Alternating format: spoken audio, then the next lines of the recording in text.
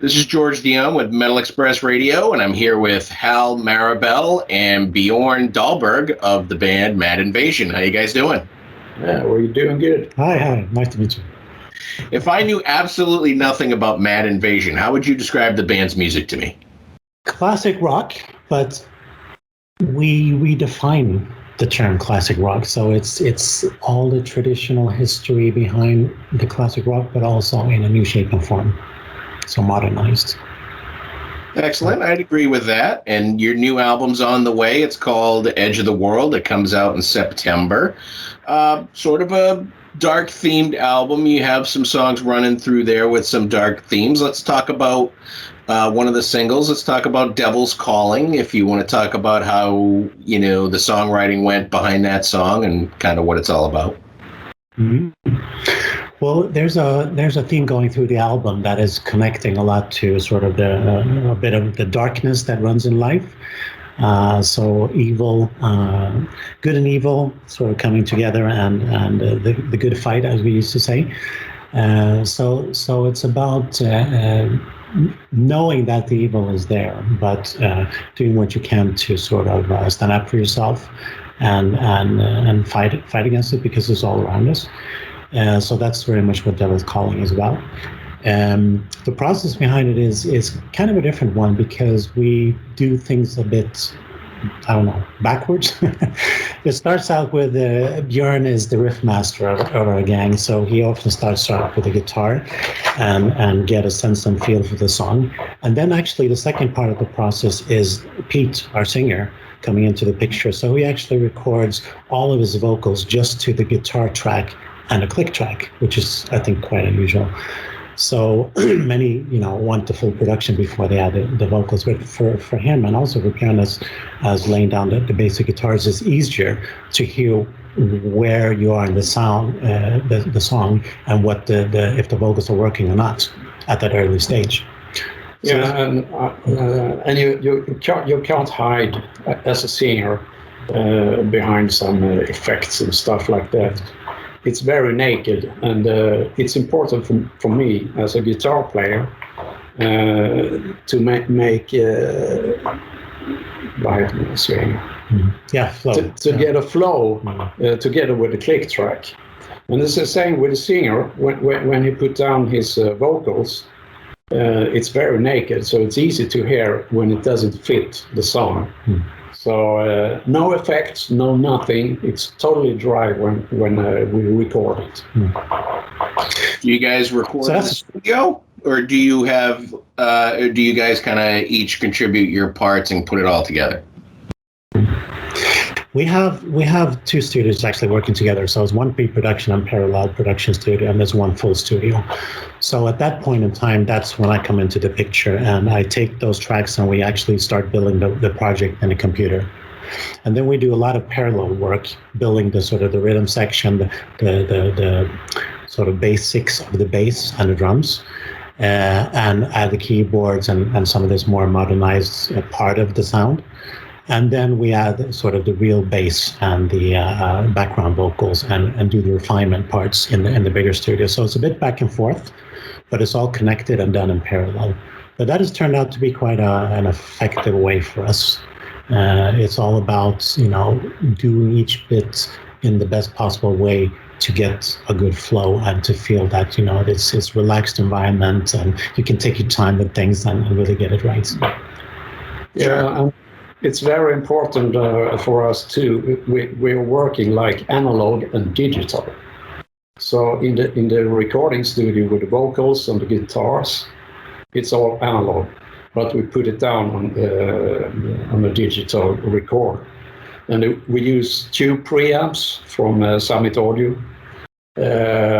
microphone preamps from Summit Audio, and and also EQs from Summit Audio. It's very important for us to get that really cool sound with all these tube preamps and tube stuff and Marshall amps and whatever.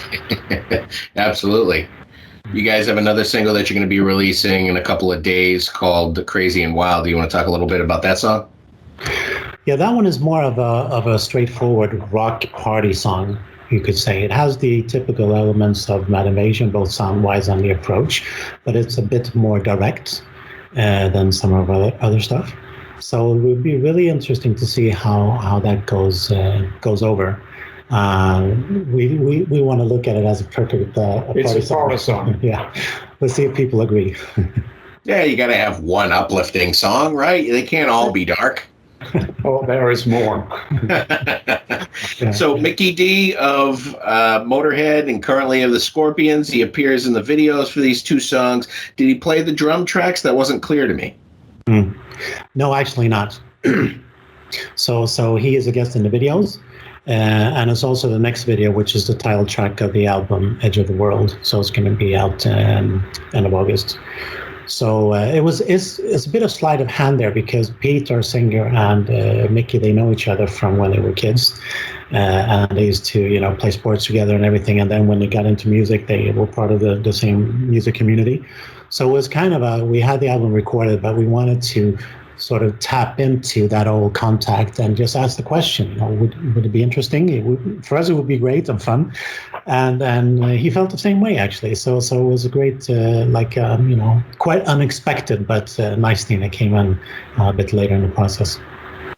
I think something like that probably wouldn't have been possible had we not been locked down for the last year and a half. So, I mean, from a music standpoint, those opportunities being available is kind of something positive that came out of not being on the road. Yeah. He's a busy guy. Yeah, sure. He is. Do you want to talk a little bit about the future single, Edge of the World? Yeah, Edge of the World is really capturing the full essence of what we're about. We think it has the elements of the classic rock, but it's also a bit more visionary. So it's more conceptual, and it's also mixing in a bit of a musical culture in the sound as well. We have some instrumentation, for instance, from different cultures. So it all comes together quite well, and it's a very, very dramatic and mysterious sort of riff that builds the song. So that is why we placed that single last of the three, because we think that is the most impactful one of the three. So we're sort of leading up to that one. But once again, you never know what the audience will think. We're hoping for the best. So for the three singles that you've really that you're releasing as videos, you have this reoccurring character, the fallen angel, female character. What's her backstory? Actually, that's the two of them. They play a bit different. Oh, there's two different ones. Okay. Yeah, but the main one is the one we call Fallen Angel, who is a mystery girl, a young girl that we have a good connection with into the project or into the band. But then the other one is Sissy, who is in the video now, released on Friday as well, and she plays the party girl, but she's usually the counterpart to the fallen angel. So she's the dark angel, and she represents the good. So we turned it around. So the good angel is the dark one, and the fallen angel, the evil one, is the white one. And they appear in several of our videos playing out this kind of good versus evil scenario.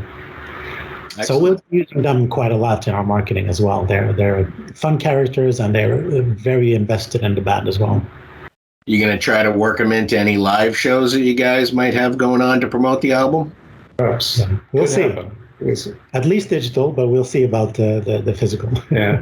Is there touring possibilities where you guys are from, that part of the country? Part of your country.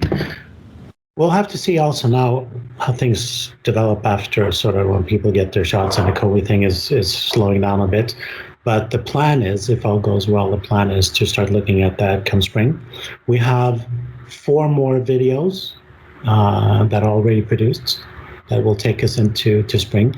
So as soon as the album is out and we start more working with the promotion of that, then we'll start focusing more on the live perspective. But we have some big and interesting plans connected to that as well. Yeah, so let's see. But definitely gigging next year. Are you guys releasing this on your own, or do you have the backing of a record label?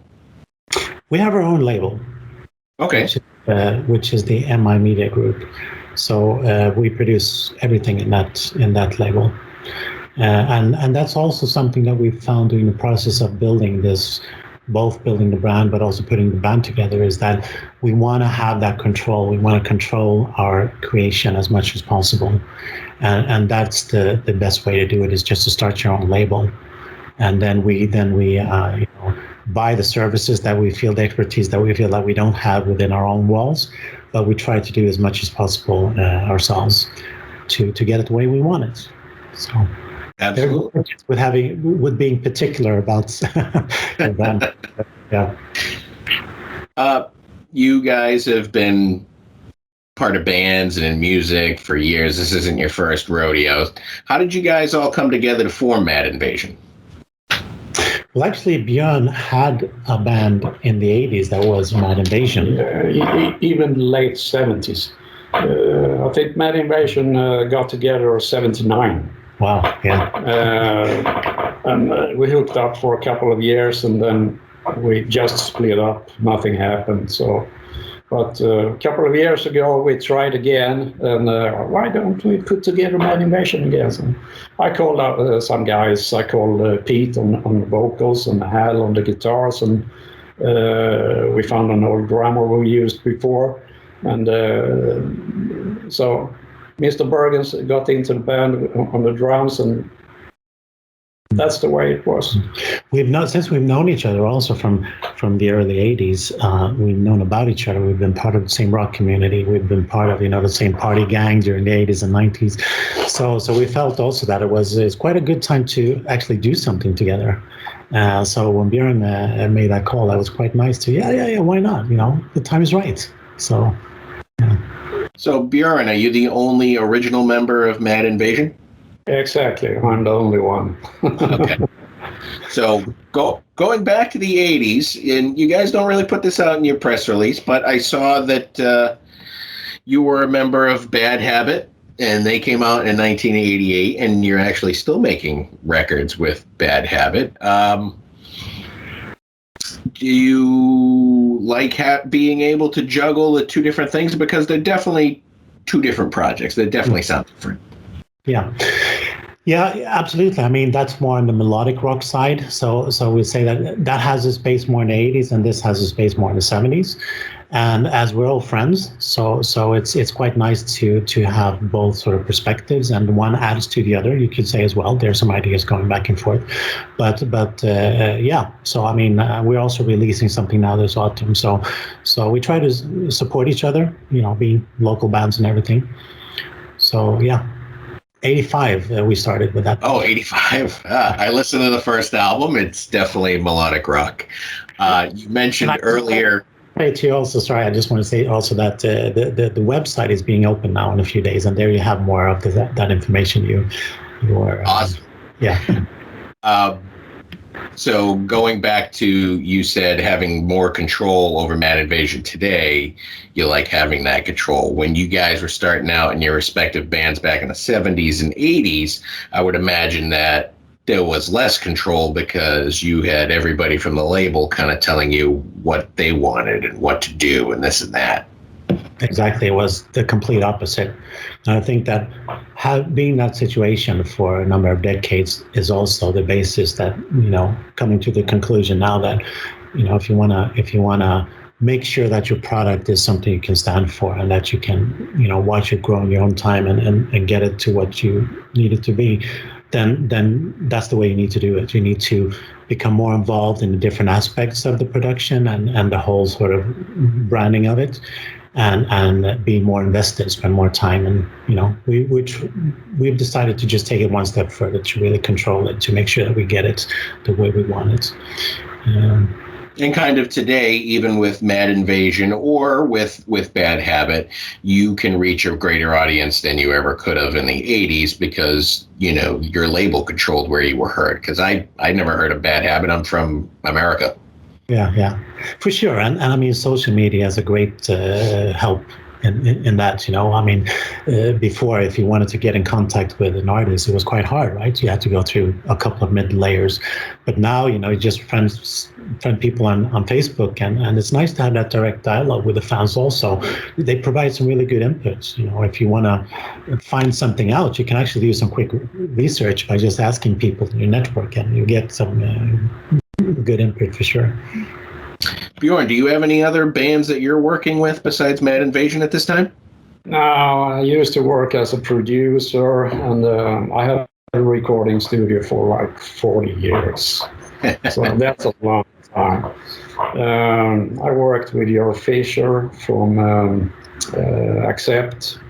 I did some work with Anders and Jens Johansson. They worked with Yngwie Malmsteen, was in his band for a couple of years.